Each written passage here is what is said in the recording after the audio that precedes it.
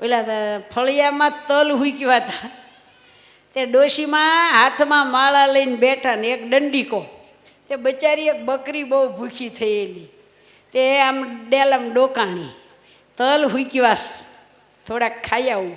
પણ હા આમ જોઈ તો ડોશીમાં હાથમાં માળા, વાંધો નહીં, બિચારા ડોશી માળા કરે છે એટલે વાંધો નહીં. તે ડોશીમાં છે ને જે આમ થાય કે આય હાય આય તું આય આય આય મનમાં એમ કરે.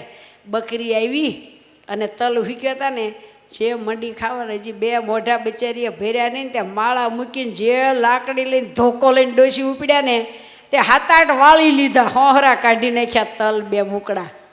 બરોબર.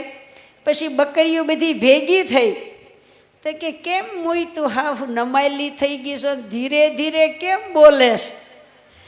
તો કે બધે જાયજો, બધે તલ ખાવા જાયજો, પણ ડોશી માળા કરતા હોય ને ન જાતા, નકર ઢીંઢું ભાંગી નાખશે.